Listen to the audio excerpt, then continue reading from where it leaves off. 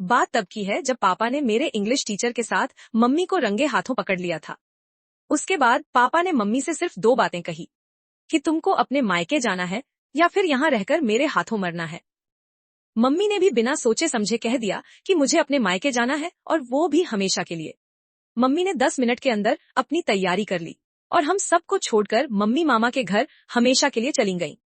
Mummy ने यह गलती नहीं बल्कि सबसे समझदारी वाला काम किया था, क्योंकि मम्मी को उस इंग्लिश टीचर के प्यार का भूत सवार था और वह इंग्लिश टीचर मेरी मम्मी के गांव के पास का ही था। मतलब मम्मी अब मामा के घर जाकर उस इंग्लिश टीचर के साथ जी भरकर गुलछर्रे उड़ा सकती थी। मम्मी और टीचर की कहानी तब शुरू हुई जब मम्मी मेरे ट्यूशन टाइम में उस इंग्लिश टीचर के घर आ गई। मम्मी ने कहा, दिव्या चलो घर, हमें बाजार करने जाना है। मेरा इंग्लिश टीचर बोला, मैडम आपको बाजार जाना है, सामान खरीदना है, लेकिन तुम्हारी बच्ची की पिछले 8 महीने से फीस बाकी है। मम्मी ने अपनी अदाएं दिखानी शुरू की और बोली, मेरे पति बाहर विदेश में हैं पिछले 3 साल से और उन्हें अपने बिजनेस में बहुत बड़ा नुकसान हुआ है, इसलिए आपकी फीस नहीं दे पा रही हूँ। टीचर बोला, मैडम आपकी भाषा तो हमारे एरिया की लगती है। फिर मम्मी ने अपने गांव का नाम बताया। टीचर बोला, मैं तुम्हारे गांव के पास का ही हूँ। इतने में ट्यूशन का टाइम खत्म हो गया और सारे बच्चे चले गए। अब वहां मैं, मम्मी और मेरे टीचर ही थे। बस मम्मी उस इंग्लिश टीचर को अपने पाले में करने की पूरी चाल फेंक रही थी, क्योंकि मेरा इंग्लिश टीचर अभी सिर्फ 25 साल का था और बेहद हैंडसम था।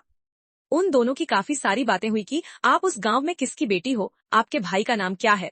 जब यह सब बातें पूरी हुई तब मेरा टीचर बोला, देखो इस हिसाब से तो आप मेरी बहन हुई, लेकिन बहन मेरा घर तो इसी ट्यूशन क्लास से चलता है, आपको अपनी बच्ची की फीस तो देनी ही पड़ेगी।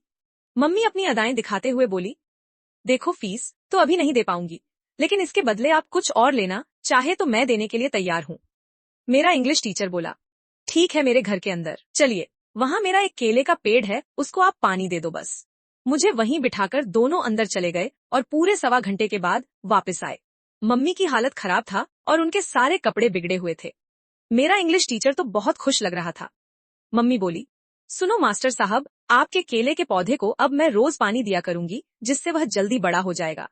टीचर बोला, दीदी आपकी बेटी पढ़ने में होशियार है और सभी बच्चों के साथ मैं उस पर ज्यादा ध्यान नहीं दे पाता हूँ। क्या मैं तुम्हारे घर आकर तुम्हारी बच्ची को पढ़ा सकता हूँ?